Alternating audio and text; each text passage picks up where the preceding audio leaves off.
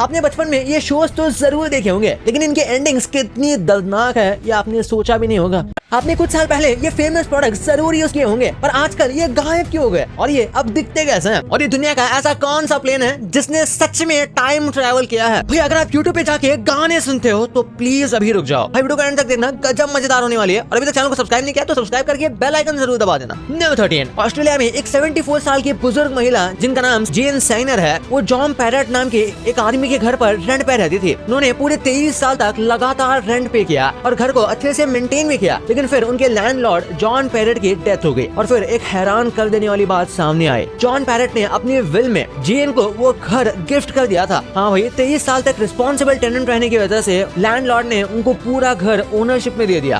Wow. Number 12, Brazil के एक billionaire चिकियोनो स्कार्पा ने एक बार एक अजीब सी अनाउंसमेंट की कि वो अपने $5 लाख की बेंटली कॉन्टिनेंटल कार को अपने गार्डन में दफनाने वाले हैं ताकि मरने के बाद वो उसे चला सके। इसके लिए उन्होंने गार्डन में प्रॉपर गड्ढा खुदवाया और मीडिया को भी बुलाया। जब गाड़ी को नीचे उतारा जा रहा था तो लोग भड़क गए और उन्हें पागल तक कहने लगे, बोलने लगे कि वो कार बर्बाद कर रहे हैं। लेकिन लास्ट मोमेंट पर स्कार्पा ने सबको रोककर क्लियर किया कि उनका गाड़ी दफनाने का कोई इरादा नहीं है। ये सब उन्होंने सिर्फ एक स्ट्रॉन्ग सोशल मैसेज देने के लिए किया था। जैसे लोग कार दफनाने पर वेस्ट कहते हैं, वैसे ही डेथ होने के बाद जब हम ऑर्गन्स को भी दफना देते हैं तो वो भी वेस्ट है। अगर हम ऑर्गन्स डोनेट कर दें तो किसी और की जिंदगी बच सकती है। नंबर 11, क्या आपको पता है जहाँ हमारे देश में लोगों को रहने की भी जगह नहीं है, वहाँ जापान जैसे हाई टेक्नोलॉजी वाले देश में अभी भी 10 मिलियन से भी ज्यादा घर खाली पड़े हैं और वहाँ की गवर्नमेंट उन घरों को खरीदने के लिए होम लोन भी सिर्फ 1% इंटरेस्ट के रेट पर दे रही है। लेकिन फिर भी जापानीज लोग घर नहीं खरीद रहे क्योंकि वहाँ की पॉपुलेशन बहुत कम है और रहने की स्पेस बहुत ज्यादा। जापान की पॉपुलेशन डिक्लाइन हो रही है और यूथ बड़े सिटीज में शिफ्ट हो रहे हैं, इसलिए रूरल एरियाज के घर खाली पड़े हैं।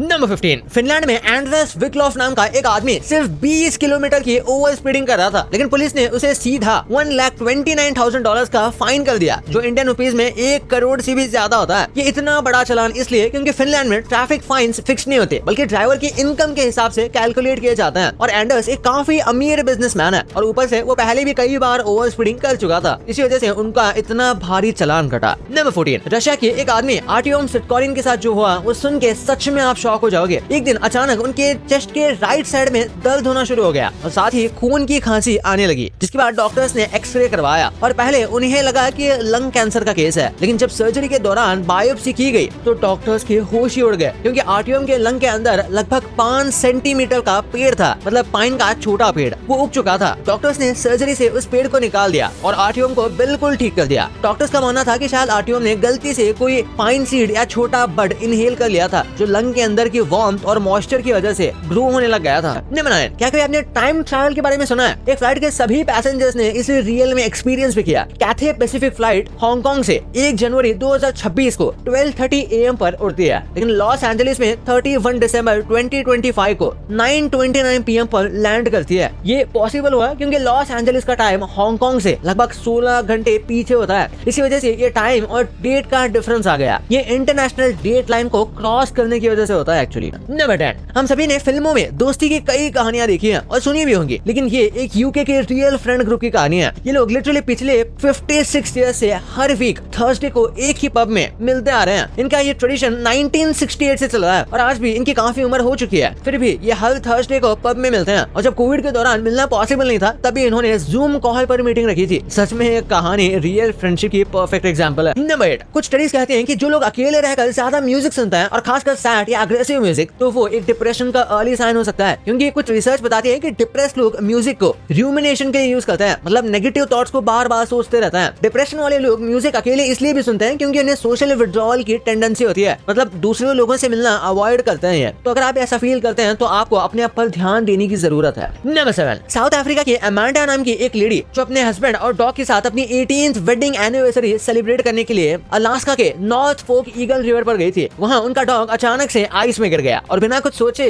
अमांडा उसे बचाने के लिए खुद भी आइस में कूद गई। लगभग 4 महीने बाद जब रेस्क्यू टीम ने उन्हें ढूंढा तो अमांडा और उनके डॉग दोनों की डेथ हो चुकी थी। तो सबसे इमोशनल बात ये थी कि अमांडा ने अपने एंड वक्त पर अपने डॉग को गले लगाया हुआ था। ये स्टोरी दिखाती है कि लोग अपने पेट्स को फैमिली में